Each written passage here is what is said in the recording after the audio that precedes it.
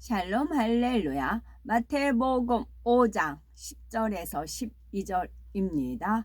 의를 위하여 박해를 받은 자는 복이 있나니 천국이 그들의 것임이라.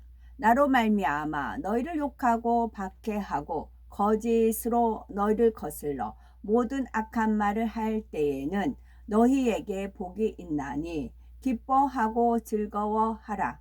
하늘에서 너희의 상이 큼이라.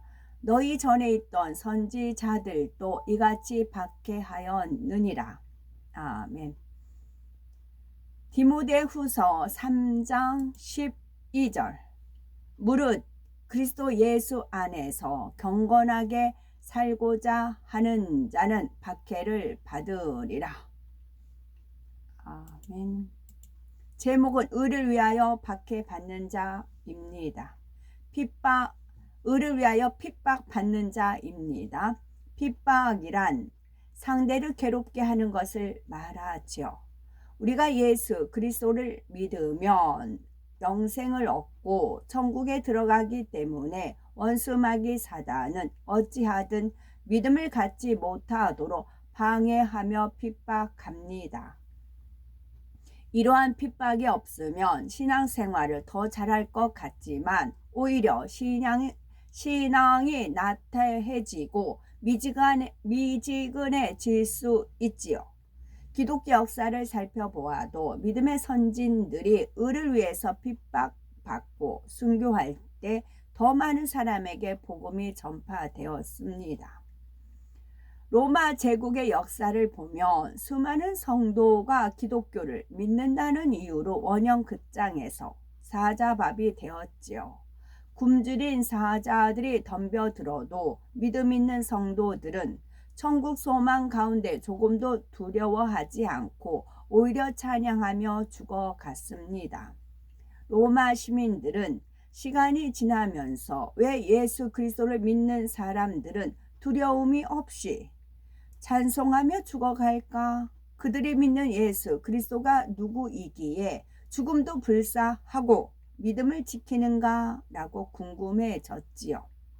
그러면서 차츰 기독교에 대한 관심을 갖게 되고 복음을 받아들이게 되었습니다. 마침내 콘스탄티누스의 황제는 기독교를 공인하기에 이릅니다. 이처럼 의를 위해서 핍박을 받아 성도들이 사자밥이 되는 피흘림이 있었기에 당시 세계를 지배하던 로마 제국이 기독교 국가가 되었고 전 세계로 복음이 전파되었습니다. 하나님께서는 순교자들의 피가 헛되지 않도록 천국에서 큰 상으로 갚아주시며 빛나는 영광 가운데 거하도록 축복해 주셨습니다. 디모데후서 3장 12절에 무릇 그리스도 예수 안에서 경건하게 살고자 하는 자는 핍박을 받으리라 했습니다. 만일 우리가 적당히 신앙생활하면 핍박을 받지 않을 수 있습니다. 그러나 하나님의 말씀을 지켜 술을 마시지 않고 주의를 지키며 진리대로 행하니 핍박을 받는 것입니다. 이러한 핍박을 통해 자신의 신앙이 점검되고 더욱 견고해지기 때문에 진리 가운데 믿음으로 승리해야 하지요. 그렇다면 어떤 경우에 핍박을 받는 걸까요? 첫째로는 하나님의 일을 이루어 갈 때 시기, 질투로 인해 핍박이 오기도 합니다. 누가 잘 되는 것을 보면 시기가 일어나 왜곡하여 잘못된 소문을 퍼뜨리거나 악을 행하는 사람들이 있습니다. 그 소문을 듣고 직접 확인해 보지도 않은 채 정말 그런가 하며 동조하고 수군거리는 사람도 있지요. 하나님께서는 마태복음 5장 44절에 너희 원수를 사랑하며 너희를 핍박하는 자를 위하여 기도하라 라고 말씀하셨으니 믿음의 형제끼리 시기하고 미워해서는 안 됩니다. 상대를 미워하고 감정을 품는 것은 오히려 자신을 힘들게 할 뿐이죠. 모든 사람을 사랑할 수 있다면 마음이 평안이 임하고 진리 안에서 자유함을 누릴 수 있습니다. 둘째로 하나님의 뜻 가운데 허락하신 핍박이 있습니다. 이런 경우에는 하나님께서 합력하여 선을 이루어 주시지요. 가령 지혜가 부족한 사람을 더 지혜롭게 하기 위해서 핍박을 허락하시기도 합니다. 핍박을 통해 하나님의 지혜를 터득할 수 있기 때문이지요.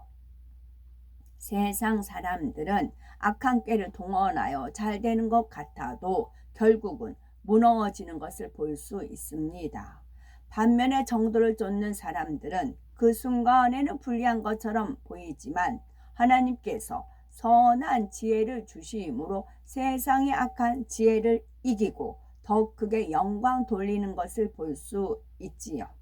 그런가 하면 큰 그릇을 만들어서 축복을 주시기 위해서 핍박을 허락하는 경우도 있습니다. 다윗은 블레셋 적장 골리앗을 쓰러뜨리고 이스라엘의 영웅이 되었지요. 하지만 사울 왕의 시기 질투로 인해서 곳곳으로 고달프게 피해 다니는 도망자의 신세가 되었죠. 10년 가까운 세월 동안 사울 왕을 피해 다녔습니다.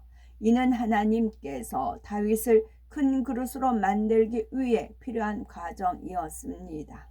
이 외에도 하나님의 특별하신 뜻이 있어서 핍박을 허락하신 경우가 있습니다. 초대교회 당시에 예루살렘에 큰 핍박이 있었지요. 이때 사도 외에는 주님을 믿는 사람들이 유대와 사마리아 곳곳으로 피해 흩어졌습니다. 이로 인해 복음이 온 유대와 사마리아에 이르기까지 널리 전파된 것을 볼 수 있지요.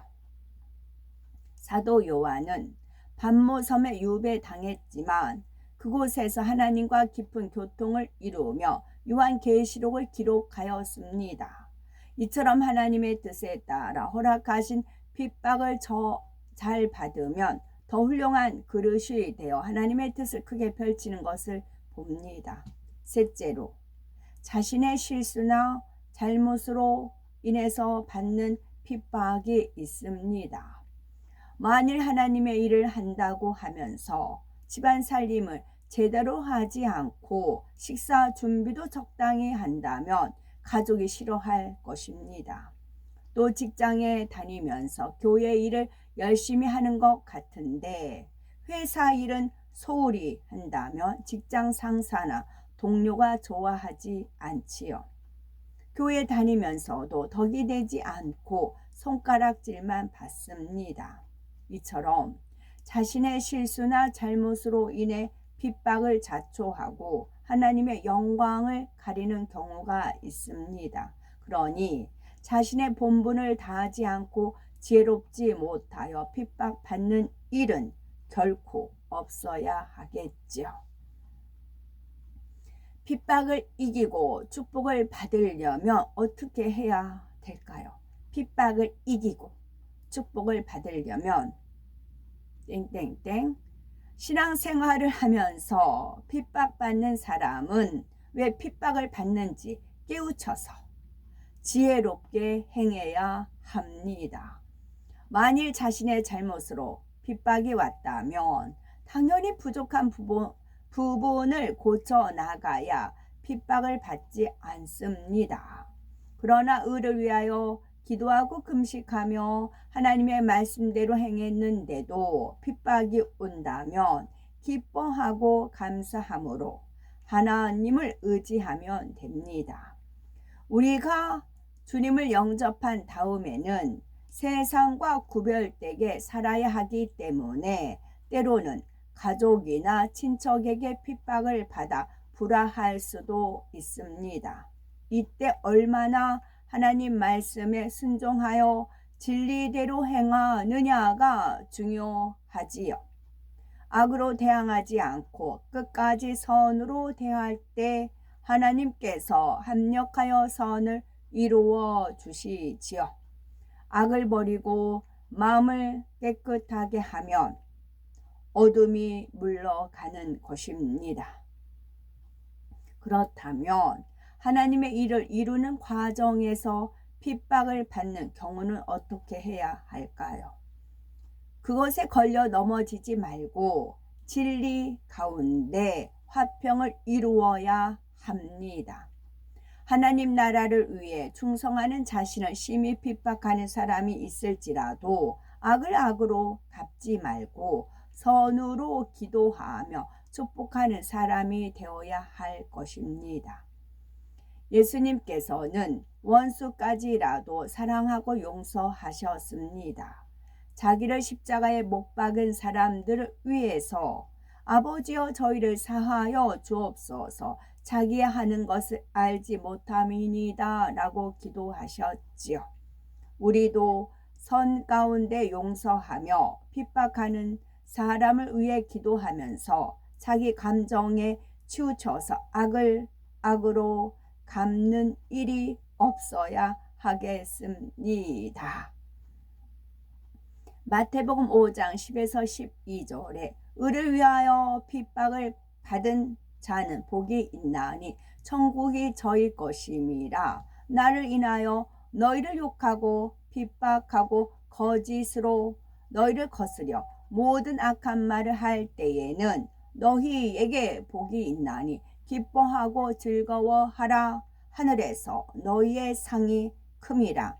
너희 전에 있던 선지자들을 이같이 핍박하였느니라 했습니다. 그러므로 자신의 잘못으로 인해 핍박받는 일이 없도록 자기의 본분을 다하되 하나님의 나라를 위한 핍박은 기쁨과 감사함으로 통과하여 하늘의 영광과 상급을 누리는 복된 우리가 되어야 되겠습니다. 폴리갑, 서머나 교회의 감독자이자 사도 요한의 제자로 알려졌습니다. 폴리갑은 한 번만 주님을 부인하고 형제를 주라 고백하면 살려주겠다는 로마 관리의 말에 내 평생 동안 주님이 나를 한 번도 부인한 적이 없는데 내가 어찌 주님을 부인하겠습니까? 하며 단호히 거절하였지요. 결국 그는 예수 그리스도만이 주가 되심을 고백함으로써 화형당했습니다. 그러나 타오르는 불꽃도 그의 주를 향한 믿음을 빼앗지 못했지요. 아멘.